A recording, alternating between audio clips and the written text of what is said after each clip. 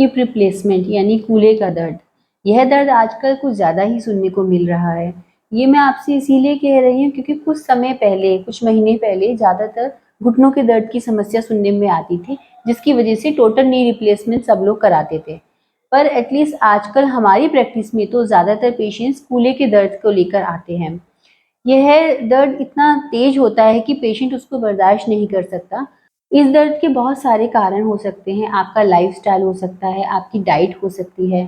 पर सबसे ज़्यादा महत्वपूर्ण यह है कि आप या आपके सराउंडिंग में जो लोग हैं, वो इसको पहचानेंगे कैसे कि यह आपको हिप में पेन है, ताकि वो टोटल हिप रिप्लेसमेंट से बच सकें। तो आज की इस वीडियो में हम इसी बारे में बात करेंगे कि इसके लक्षण क्या होते हैं, क्या कारण होते हैं, क्या-क्या इसका ट्रीटमेंट होता है जिससे हम हिप पेन से बच सकें। तो आज का वीडियो बहुत महत्वपूर्ण होने वाला है, तो आप मेरे चैनल को सब्सक्राइब करिए अगर आपने अभी तक नहीं किया है, क्योंकि आज हम हिप पेन के बारे में विस्तार से पूरी जानकारी देंगे। नमस्कार, मेरा नाम डॉक्टर पायल फिजियोथेरेपी जयपुर से। हिप पेन आजकल बहुत ही कॉमन देखा जा रहा है। इसके बहुत सारे रीज़न हो सकते हैं। पहला रीज़न जो होता है वो बहुत कॉमन है, टेंडनाइटिस।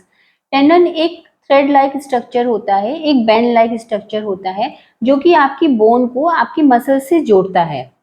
ये नॉन इलास्टिक होता है। जब कभी आपके टेंडन में इन्फ्लेमेशन हो जाता है, तो ये बोन के एंड से या मसल जहाँ पर जुड़ती है बोन से, वहाँ पर ये पेन होता है। इन्फ्लेमेशन की जनरली जगह यही दोनों होती हैं। तो जब इसमें इन्फ्लेमेशन होगा तो ये आपको पेन करेगा, यानी कि आपके हिप के मूवमेंट्स को रोकेगा। क्योंकि टेंडनाइटिस में आप कोई भी मूव करेंगे तो आपके जो मसल्स होती हैं वो खींचेंगी, जिसकी वजह से पेन आपको ज़्यादा होगा। तो इस केस में आप रेस्ट कर सकते हैं, आप सिकाई कर सकते हैं।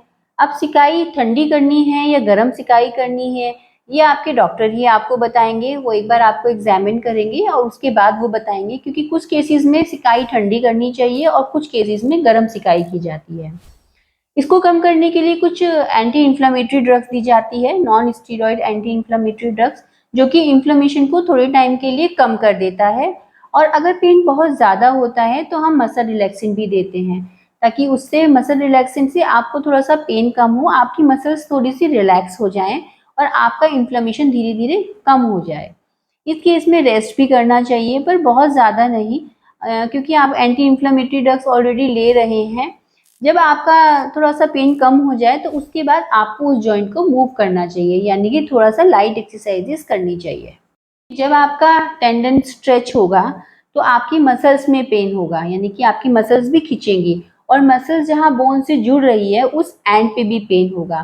तो इसीलिए इस केस में आपका पेनफुल मूवमेंट्स तो होगा ही होगा।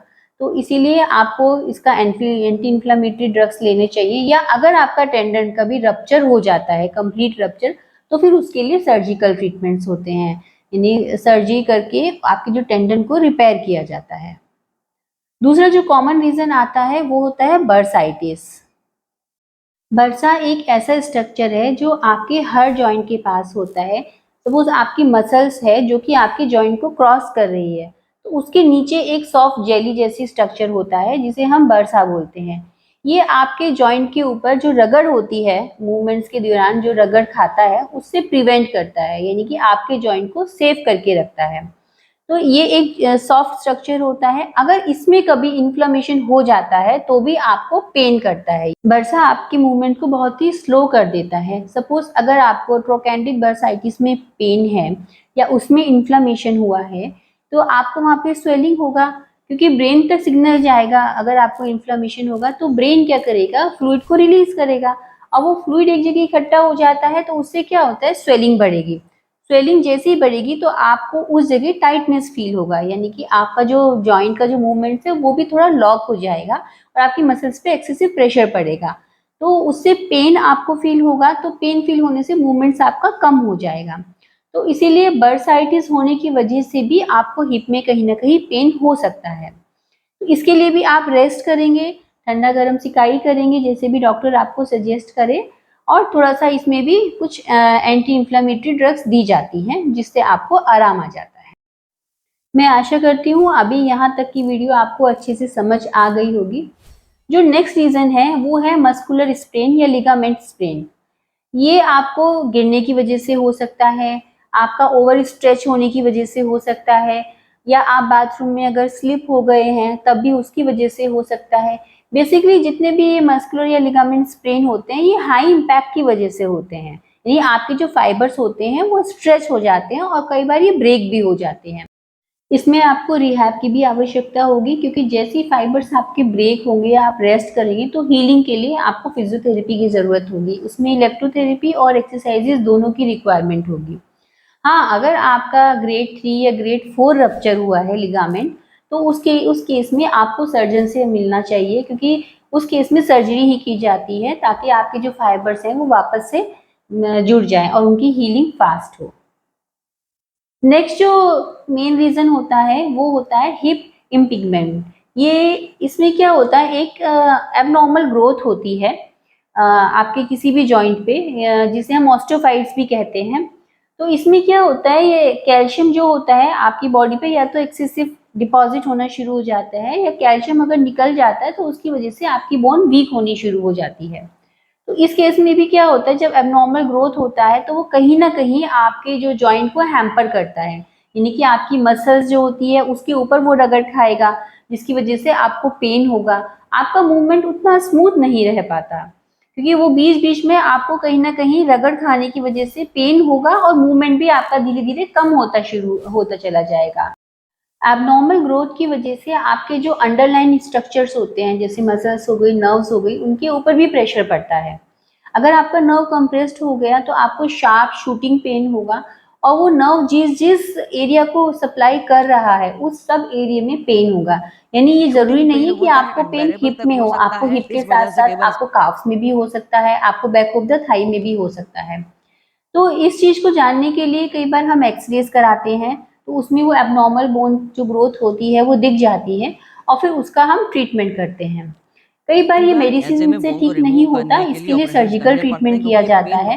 यानी सर्जरी करके वो ग्रोथ को हम रिमूव कर देते हैं, और उसके बाद फिर आपका रिहैबिलिटेशन प्रोग्राम शुरू हो जाता है।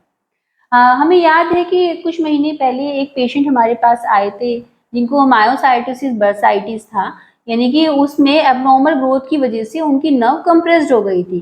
तो सर्जरी उनका हुआ, और सर्जरी के बाद वो जो एबनॉर्मल ग्रोथ थी वो रिमूव हुई, और उसके बाद उनका रिहैब प्रोग्राम स्टार्ट हुआ। उस केस में पेशेंट चल फिर भी नहीं पाते, मतलब वो बेड पे करवट लेने में भी उनको काफ़ी तकलीफ होती है, तो मूवमेंट्स बिल्कुल रिस्ट्रिक्टेड हो जाते हैं, तो इसीलिए उनको एक्सरसाइजेस की रिक्वायरमेंट होती है। नेक्स्ट जो रीज़न होता है वो होता है लिबरल का ब्रेक होना। लिबरल एक कार्टिलेजिनस स्ट्रक्चर होता है, जैसे कि आप इस वीडियो में देख रहे हैं, ये ब्लू रंग का जो स्ट्रक्चर है ये लिबरल है। फीमर का जो हेड है वो इसके अंदर मूव करता है, यानी कि एक तरह से देखा जाए तो ये प्रोटेक्शन का काम करता है और फ्रिक्शन को भी रोकता है। तो जब कभी लिबरल में ब्रेक हो जाता है तो उसकी वजह से क्या होता है, आपकी बोन्स आपस में टकराती हैं, और जिसकी वजह से आपको पेन होता है, क्योंकि बोन्स आपस में रब करती हैं। जिस तरह से नी जॉइंट में हम देखते हैं कि आपस में अगर बोन्स टकराती हैं उनके बीच का गैप कम हो जाता है, इसी तरह से अगर आपके लिबर में डैमेज हो गया है तो आपके जो दोनों जॉइंट बोन्स के बीच का जो गैप है वो कम हो जाता है, जिससे बोन्स आपस में रब करेंगी और आपको कहीं ना कहीं पेन होगा। इस चीज को देखने के लिए हम कई बार एक्सरेज कराते हैं, क्योंकि एक्सरे में हम बोन का जो स्थिति होती है वो देखने में समर्थ होते हैं। तो इसके लिए हम लोग एपी व्यू एक्सरे का कराते हैं, और उसमें हम देखते हैं कि जॉइंट के बीच का स्पेस कम है या नहीं। अगर कम है तो यानी कि इसका मतलब कहीं ना कहीं कार्टिलेजिनस डैमेज है, यानी कि लिबरल में कहीं ना कहीं दिक्कत आ रही है। तो उस केस में आपको हम पेशेंट्स को बोलते हैं कि आप रेस्ट करिए, आप एंटी इन्फ्लेमेटरी ड्रग लीजिए, और कुछ ऐसी डाइट लीजिए जो जॉइंट के बीच में साइनोवियल फ्लूइड को बढ़ाए। यानी अगर आपके जॉइंट में साइनोवियल फ्लूइड बढ़ेगा तो आपके जो कार्टिलेजिनस स्ट्रक्चर्स हैं, जो लिबरल है, उनको कहीं ना कहीं स्ट्रेंथ मिलती है, और वो आपस में जॉइंट्स को, बोन्स को आपस में रगड़ खाने से भी रोकती है। तो ये चीज़ जानना बहुत ज़रूरी है, बट कई बार ऐसा होता है कि पेशेंट्स इस चीज़ को महसूस नहीं कर पाते, क्योंकि इनिशियली इसमें भी आपको घुटने की तरह से हल्का हल्का जॉइंट्स में आवाज़ें आनी शुरू हो जाती हैं। तो आप किसी भी इस तरह के मूवमेंट्स को इग्नोर ना करें, और अगर आपको किसी भी तरह का मूवमेंट करने के टाइम पे पेन हो रहा है, कुछ पर्टिकुलर ऐसे मूवमेंट्स होते हैं जिसको करने में आपको पेन होता है, तो आपको एक्सरे की तरफ जाना चाहिए, अपने डॉक्टर से कंसल्ट करना चाहिए। अगर ऐसा भी होता है कई बार एक्सरे में अगर नहीं आ पाता तो फिर हम एमआरआई के लिए भी सजेस्ट करते हैं पेशेंट को। उसमें हम देखते हैं कि जो हमारे अंडरलाइन स्ट्रक्चर्स हैं उनकी क्या स्थिति है। तो इस केस में अगर आपके लिवर में डैमेज है तो फिर आपका ट्रीटमेंट रेस्ट ही रहेगा। एक्सरसाइजेस जो कि थोड़े टाइम के बाद शुरू होती है, पेशेंट्स कई बार यहाँ पे भी गलती कर देते हैं कि साथ साथ एक्सरसाइजेस शुरू कर देते हैं। सबसे पहले रेस्ट करिए, अपनी डाइट को मेंटेन करिए और उसके बाद अपना रिहैब प्रोग्राम स्टार्ट करिए। मैं आशा करती हूँ कि अब तक की पूरी वीडियो आपको बहुत अच्छे से समझ आ रही होगी और आपको ये भी समझ में आ रहा होगा कि आपको हिप में पेन किन किन रीजन से होता है और उनका क्या क्या समाधान हो सकता है। अगला जो रीजन होता है वो होता है एवेस्कुलर नेक्रोसिस। इसमें क्या होता है, हमारे जो हिप बोन है उसमें न्यूराइटिस आर्टरीज होती है। ये हमारा जो हिप बोन है ये हमारी पूरी बॉडी के सबसे लॉन्गेस्ट बोन से मिलकर बना होता है फीमर। फीमर का जो हेड होता है उसमें एक ब्लड सप्लाई जाती है नर्व्स की और उसके शाफ्ट में दूसरी नर्व की ब्लड सप्लाई जाती है। जो आपका फीमर का हेड होता है ये बहुत गोल कटोरी की तरह से बॉल की तरीके से होता है।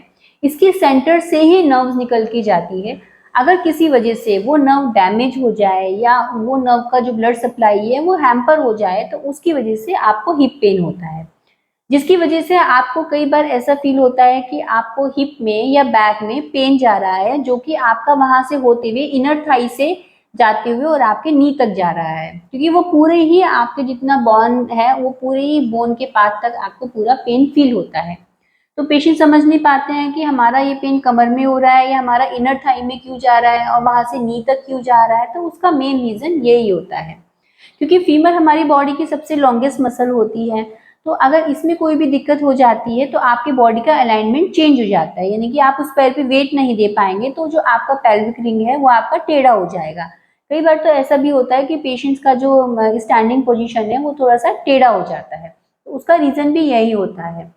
लॉन्गेस्ट बोन होने की वजह से इस बोन को सबसे ज्यादा न्यूट्रिशन की भी आवश्यकता होती है। तो अगर इसकी नर्व सप्लाई में ब्लड सप्लाई में अगर कहीं भी रुकावट आ जाती है या ब्लड सप्लाई नहीं हो पाती तो ये बोन आपकी पतली होनी शुरू हो जाती है बिकॉज ऑफ माल न्यूट्रिशन।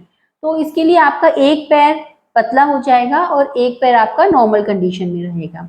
तो पेशेंट्स को पेन बहुत सीवियर होता है क्योंकि पेन आपको पूरे पेल्विक रिंग में होता है बैक से होते हुए। तो इस केस में हम एक्सरे कराते हैं और फिर एमआरआई की तरफ जाते हैं। तो इसके रीजन बहुत सारे हो सकते हैं, जैसे ज़्यादातर ये देखने में मिलता है जिन ओल्ड एज के लोगों में, जैसे कि चलते चलते आप गिर जाते हैं या आपका पैर स्लिप हो जाता है तो उसकी वजह से आपका कहीं ना कहीं जो फीमर का हेड है उस पर इम्पैक्ट आता है, तो उसकी वजह से आपकी नर्व सप्लाई ब्रेक हो जाती है। या अगर आपका हेड ऑफ द फीमर वो ही फ्रैक्चर हो जाता है कभी भी आपको एक्सीडेंट की वजह से, तो उसमें भी ये प्रॉब्लम आ जाती है। तो बहुत से लोग इस चीज़ का ध्यान नहीं रखते, हमें बहुत सावधानी से चलना चाहिए। स्पेशली रेनी सीजन में तो हमें बहुत ही ध्यान रखना चाहिए, क्योंकि ओल्ड एज में तो ये बोन का फ्रैक्चर जो हो जाता है उसको हील होने में भी बहुत टाइम लगता है। तो इन चीज़ों का आप ध्यान रखिए। सबसे मेन होता है कि आप अपने न्यूट्रिशंस का भी ध्यान रखिए कि आप क्या डाइट ले रहे हैं, कि आप जितना डाइट लेंगे उतनी ही आपकी बोन्स में जो गर्थ है वो हेवी हो जाएगा, यानी कि आपकी बोन थोड़ी हेवी हो जाएगी। आपकी बोन जो पहले पतली थी आप न्यूट्रिशन लेंगे तो वो बोन का अलाइनमेंट भी सही रहेगा और उसके ऊपर अच्छे से कैल्शियम भी डिपॉजिट होगा। तो न्यूट्रिशन का मैं आपको from the starting of my video में अभी तक आपको न्यूट्रिशन का इसमें बहुत बड़ा रोल बता रही हूँ, क्योंकि आजकल के समय में हम अपनी डाइट पे बिल्कुल भी ध्यान नहीं देते, तो इसीलिए हमें थोड़ा सा इन बातों की तरफ भी फोकस करना चाहिए। बहुत से केसेस में जब हम देखते हैं कि ये हील नहीं हो पा रहा है या ब्लड सप्लाई प्रॉपर नहीं जा पा रही है तो हम इस केस में सर्जिकल ट्रीटमेंट की तरफ भी जाते हैं, जो कि टोटल हिप रिप्लेसमेंट होता है। फिर भी आप ध्यान रखिए कि आप उस कंडीशन तक ना पहुंचे, बट अगर एवेस्कुलर नेक्रोसिस है और बिल्कुल भी ब्लड सप्लाई नहीं जा रही है बोन की तरफ तो फिर उस केस में हम हिप रिप्लेसमेंट की तरफ जाते हैं। वीडियो में मैंने पूरी कोशिश की है कि आपको हिप पेन के बारे में कंप्लीट जानकारी दे सकूं, ताकि आप खुद से जज करें कि आपको अगर पेन हो रहा है तो आपको किन सावधानियों का ध्यान रखना है और किस तरह से आपका ट्रीटमेंट चलेगा। मैं और भी ऐसी इंफॉर्मेटिव वीडियोस आपके लिए लेकर आती रहूंगी। इसके लिए आप मेरे चैनल को सब्सक्राइब करिए और लाइक करिए, और जितने भी आपके आसपास लोग हैं जो इस तरह की समस्या से जूझ रहे हैं उनके साथ भी आप इस वीडियो को शेयर करिए। धन्यवाद।